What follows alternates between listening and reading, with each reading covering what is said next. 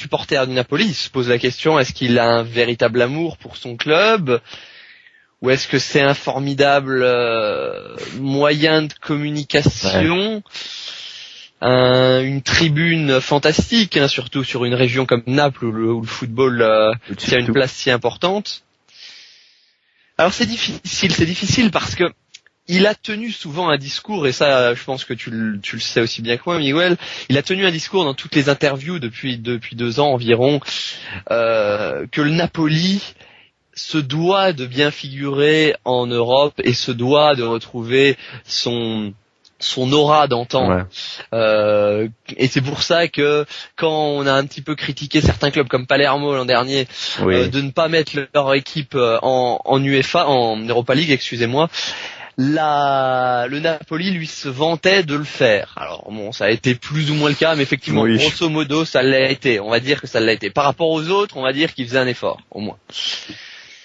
Alors, à partir de là, ça me ferait penser que c'est vrai qu'à terme, et je pense que De Laurentiis est quelqu'un de très ambitieux, je le pense au fond de moi, ça se voit dans ses projets, dans son entreprise médiatique et ses projets en termes de cinéma, mais ça se voit aussi, je pense, dans ses non mais si, c'est vrai, il faut reconnaître, c'est quelqu'un qui a réussi en quelques années à monter un petit empire, on va pas parler d'empire, mais une machine à fabriquer. Exactement, une machine à fabriquer, et donc je pense que l'ambition de De Laurentiis est souvent de regarder très très loin, et je pense que l'Europe pourrait être effectivement à terme un objectif pour lui.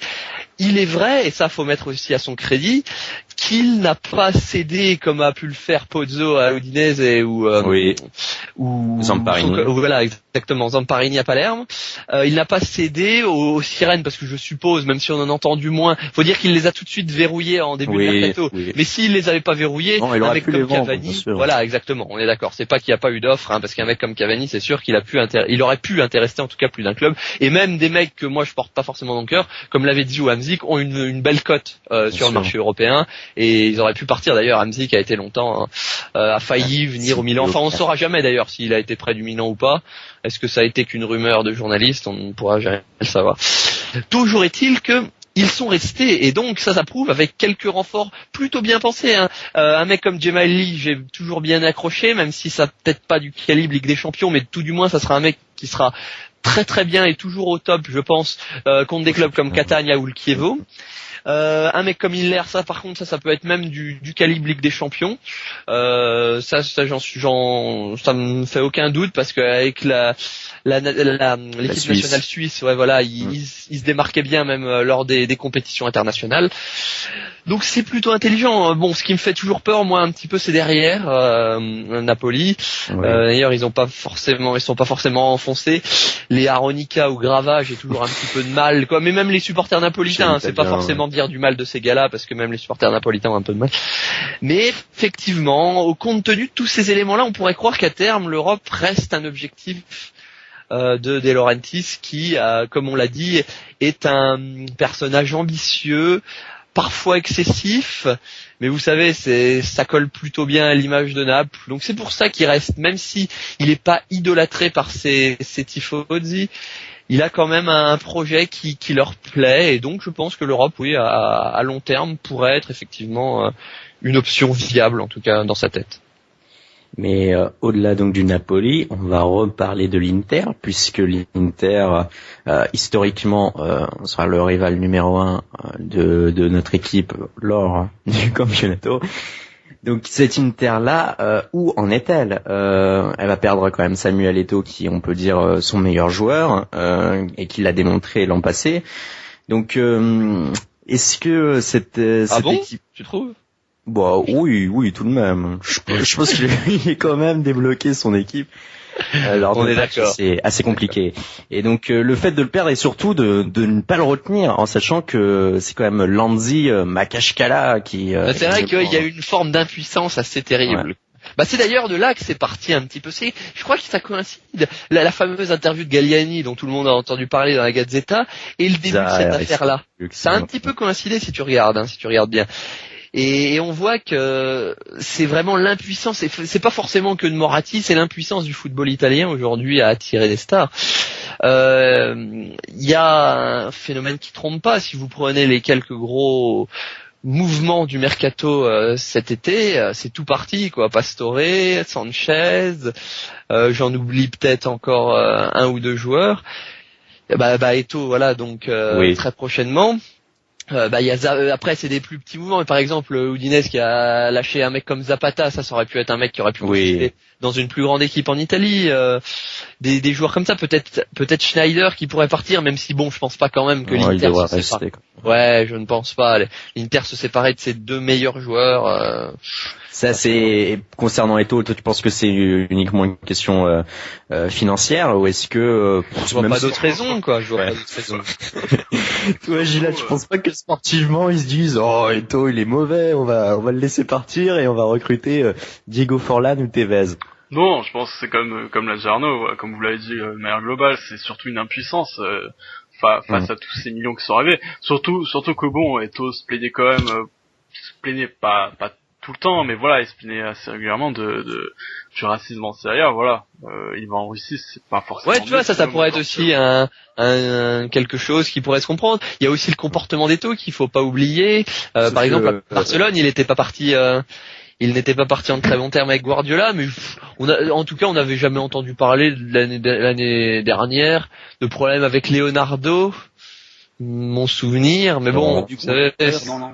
Ouais, bon, Leonardo, à part des joueurs de fort caractère, enfin, je veux dire, quel joueur offensif pourrait avoir des problèmes avec Leonardo, vu que il est, voilà. Oui, c'est sûr, les seuls problèmes qu'il a eu, ce tacle mal placé.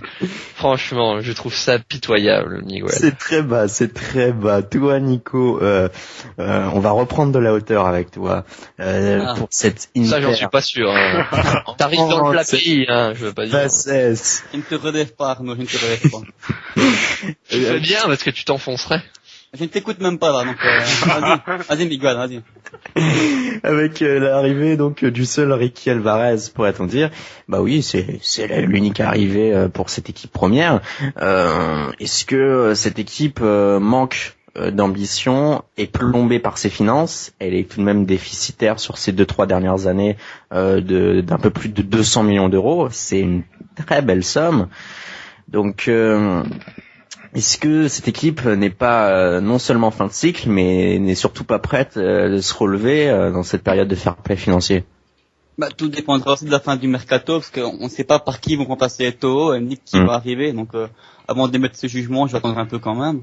Sinon, au niveau ambition, c'est clair qu'ils pourront les revoir à la baisse cette saison, puisqu'il y a un nouvel entraîneur, une nouvelle formation qui va rendre en compte de la mentalité intégriste qui est basée généralement sur la défensive. Que là, le 3-4-3, c'est quand même quelque chose de fort offensif, et pour l'instant, ils n'ont pas brillé en jouant comme ça. Donc je pense que c'est le début de saison qui va leur foutre leur saison en l'air, j'ai envie de dire, parce qu'ils ont pris beaucoup de points. S'ils réussissent à s'adapter, ils vont remonter un peu comme avec Leonardo, mais ça va être trop tard. Si ça prend avant, tant mieux pour eux, alors ils auront vraiment leur mot à dire, quoi. Là, c'est la dernière chance pour Milito. Ouais, en plus. Ouais. Enfin, la dernière chance. C'est difficile de dire ça pour un joueur de son calibre, mais je pense que c'est l'opportunité entre guillemets ou jamais de pouvoir vraiment faire son retour, parce que l'an passé, même si on sait il y a eu des blessures, même si on sait Eto'o préférait jouer dans l'axe que sur un côté, les quelques fois où il apparaissait quand même, c'était pas, ça n'avait rien à voir avec celui de la Ligue des Champions 2009. On est d'accord. Surtout qu'ici, il joue avec l'entraîneur qui a quand même révélé en Italie, donc. Ouais, au Genoa. Ouais, bien sûr. Donc, c'est sûr. Parce que c'est la même formation qu'il joue avec Gian, donc c'est pas le 4-3-3 qui va faire tenter que du contraire. Donc il aura plus d'excuses. Enfin, le 3-4-3 n'est pas du tout fait, n'est pas historiquement, Inter n'a jamais joué comme ça, parce que c'est justement c'est l'équipe qui est quand même à la base du Catenaccio. Donc je pense qu'ils vont se tromper. Je me demande si avec Zaccheroni, je me demande s'ils ont pas joué comme ça, vu que c'est sa tactique chère. Ouais. Mais bon, c'est vrai que ce soit. Parlons-en de l'époque Zaccheroni. Que ce soit donc avec Mancini bien sûr, ensuite Mourinho, les derniers entraîneurs qui sont longtemps établis, du moins assez longtemps établis à l'Inter. C'est vrai qu'il y avait une culture, on va dire, défensive, c'était une approche, on va dire, où la défense était mise en avant dans le jeu. Donc et que ce groupe-là surtout est l'essence de ce travail, que les cadres actuels sont là depuis l'époque Mancini. Donc c'est vrai que c'est on va dire une remise en question qui va devoir être faite. Et d'ailleurs, en parlant de l'Inter de cette époque-là, vous savez que Recoba s'est remis à jouer au foot. J'ai vu ça. Ouais, et il a même marqué en Argentine. Il est entraîné par Marcelo Gallardo. Tu te rends compte, Enrico? Eh oui. Marcelo Gallardo a pris la tête. Non, ce n'est pas en Argentine. C'est pas en Argentine, c'est au Chili, je crois. Ouais, peut-être au Chili. Enfin, il a pris la tête d'une équipe. Ça doit peut-être être au Chili. Gallardo, il a fini sa carrière au Chili, il est tout de suite devenu l'entraîneur de l'équipe. Ouais, tout de suite, il est tout jeune. Limite, il faisait plus jeune que son époque à Monaco et au PSG, quoi. J'ai eu du mal à le reconnaître, quoi. Sacrée époque pour le championnat de France, ça. La belle époque, quoi. Ça, c'était un championnat de France qui valait le coup d'être vu. T'avais les Pierre Lègle et c'était compagnie. Là, t'avais quelque chose. Maintenant, t'as même des mecs techniques maintenant dans le championnat de France. Ça ressemble plus à rien, quoi. Ouais, on se demande où. Vous avez vu, mais d'ailleurs, même Galliani. Ça s'est mal passé auprès des médias français. Je sais pas si vous avez un petit peu suivi. D'ailleurs, ne serait-ce que ce soir, pour ceux qui ont pu suivre l'équipe du dimanche sur Canal+, la petite phrase de Galliani qui avait dit dans cette fameuse interview de la Gazzetta, bientôt même les Français nous passeront devant. Voilà. Et eux, ils l'ont. Et ça a pas plu aux médias français. Ah ouais, ils pensaient déjà être devant l'Italie. Ou tout du moins, ils ont pris ça comme un affront, entre guillemets, même façon de mépriser un peu. Voilà. Et, ça a un petit peu mal passé, quoi, et bon, ma foi, ça m'a bien fait sourire, quoi, parce que c'est vrai que dans le contexte, je pense pas que Galliani cherchait, surtout que bon, c'est pas forcément quelqu'un, pas un homme, c'est plutôt un homme de consensus dans ces cas-là, Galliani, à part quand il y a une greffe qui se profile, là par contre, il sort le crâne, et là, il met des coups de tête à tout va, mais sinon c'est plutôt quelqu'un de correct dans les médias, donc c'est pour ça que ça me fait sourire. Je pense pas que ça partait d'une mauvaise intention, mais en tout cas, ça a été assez mal interprété en France. Et donc on va pouvoir revenir avec Galliani au Milan. Où en est le Milan par rapport par exemple à l'Inter? Est-ce que la stabilité fait que nous sommes beaucoup plus avancés qu'eux, ou est-ce que le mercato par exemple ne serait pas adapté aux besoins de l'équipe? Tout ce mercato s'est passé pour le moment en tout début d'été avec les arrivées on va dire par l'arrêt Bosman, même si je ne sais pas si on peut dire forcément par l'arrêt Bosman, de Mexès et de Taiwo, l'arrivée d'El Shaarawy pour les plus gros noms. Donc est-ce que c'est suffisant pour qu'on puisse passer vraiment non seulement donc à l'échelon supérieur, mais qu'on joue aussi ce nouveau championnat avec une aisance technique, une aisance au niveau du jeu, un niveau de champion tout simplement, ou est-ce que ça serait aussi, on va dire, aussi compliqué que l'an passé? Ça va tout dépendre du début de saison, je pense, parce que franchement, on n'a pas perdu de joueurs, on est d'accord là-dessus, j'en vois pas en tout cas. Et en revanche, non mais est-ce que c'était une pique contre Andrea Pirlo? Exactement. Quand même, si tu la relevais pas, celle-là, c'était quand même. Bref, pour moi, au vu des dernières prestations de Pirlo, on n'a pas perdu de joueur. Par contre, il fait une super super pré-saison avec la Juve, de ce que j'entends, et puis même ce qu'il a pu montrer en match de pré-saison, il est vraiment pas mal. Enfin bref. On a en tout cas pas. Non, mais je veux comparer surtout par rapport aux titulaires en puissance de l'année dernière. D'ailleurs, Pirlo, vu son nombre de blessures et ses apparitions, voilà, on pouvait pas le considérer comme un membre à part entière de l'équipe.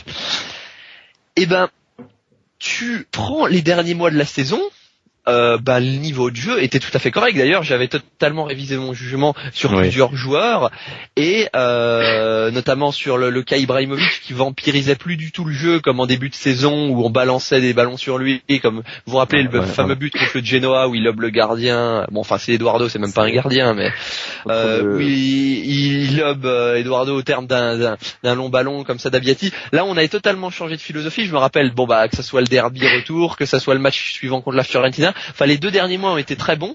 Donc, si on arrivait à repartir là-dessus, il y aurait pas de souci, vu que de toute façon l'effectif est inchangé. Et même si je suis pas un fervent amateur caractère de Taiwo ni de Mexès, ça peut pas faire de mal de toute façon d'avoir des joueurs comme ça. Plus, oui. Qui normalement font pas trop, surtout un mec comme Taiwo, il va embêter personne dans le vestiaire. C'est pas comme si vous aviez ramené un Balotelli, même sans jouer, aurait pu faire, ou même un Cassano, même sans jouer, aurait pu foutre le bordel. En l'occurrence, là, ce sont des joueurs qui devraient plutôt bien s'intégrer au groupe. Des mecs comme Taiwo, El Shaarawy, ça arrive sur la pointe des pieds. El Shaarawy, ça